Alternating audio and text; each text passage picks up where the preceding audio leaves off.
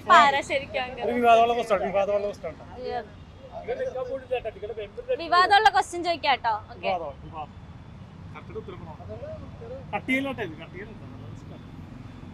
ഇപ്പൊ സോഷ്യൽ മീഡിയയിൽ ഇപ്പൊ സത്യമാമ ഇഷ്യൂ ഒക്കെ കണ്ടായിരുന്നു. കണ്ടിരുന്നു. എന്ത് തോന്നി? അതെന്താന്നറിയോ, ഈ ദൈവം എല്ലാവർക്കും എല്ലാം കൊടുക്കില്ലല്ലോ. പുള്ളിക്കാരിക്ക് എല്ലാം ഉണ്ട്, പക്ഷെ ബുദ്ധി കുറവുള്ളത് കൊണ്ടായിരിക്കണം അങ്ങനെ പറഞ്ഞത് സത്യഭാമയ്ക്ക്. എനിക്കങ്ങനെ തോന്നിയിട്ടുള്ളത്. കാരണം ഒരിക്കലും ഒരു മനുഷ്യൻ അങ്ങനെ പറയില്ല. ബുദ്ധി കുറവുള്ളത് കൊണ്ടാണല്ലോ ചേട്ടാ ഇങ്ങനെയൊക്കെ പറയണത്. ബുദ്ധിയുള്ള മനുഷ്യരാരും ഇങ്ങനെ പറയില്ല. രണ്ടാമത്തെ കാര്യം, ഒരാളെ വേറെ ക്വസ്റ്റ്യൻ ചോദിക്കാം. ഞാൻ കഴിഞ്ഞ ഒരു വീഡിയോയിൽ ഞാൻ പറഞ്ഞിരുന്നു, ഇപ്പോ നമ്മള് അലിൻ ജോസ് പെരേര ഞാൻ ആരോടും മോശമായിട്ട് മോശമായിട്ട് പെരുമാറിയിട്ടില്ല.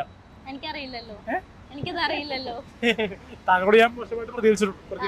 അല്ല, എന്റെ അടുത്ത് പ്രതികരിക്കാൻ ഒരു സമയം ഞാൻ കൊടുത്തിട്ടില്ലല്ലോ, അതുകൊണ്ട് എനിക്കറിയില്ല.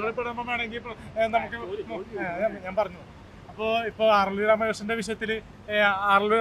രാമകൃഷ്ണനെ പോലത്തെ ഒരാളോട് താങ്കൾ അഭിനയിക്കാൻ മോഹമുള്ള വ്യക്തിയല്ല. എനിക്ക് അഭിനയിക്കണം എന്നൊന്നും താല്പര്യമില്ല. ഒരു സിനിമയില് ആർ.എൽ.വി. രാമകൃഷ്ണന്റെ നായികയെ വിളിച്ചാൽ വയനാട് ചേട്ടാ, ഈ ചോദ്യമേ ഒന്ന് അത് പൊട്ട ചോദ്യമാണ്.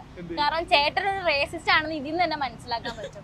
കാരണം അല്ലെങ്കിൽ ഒരുപാട് ആൾക്കാരെ വെച്ച് ചോദിക്കാം, എന്തിനാണ് ആളെ ചൂസ് ചെയ്തതെന്ന് എനിക്കറിയില്ല.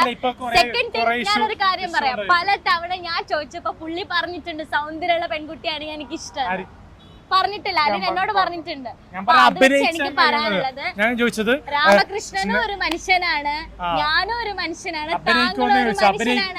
താങ്കളുടെ ഫേസില് ഒരു ആസിഡ് ഞാൻ ഒഴിച്ചാൽ തീരാവുന്ന സൗന്ദര്യം തനിക്കുള്ളൂ. അത് താൻ ആദ്യം മനസ്സിലാക്കാം. Okay, fine.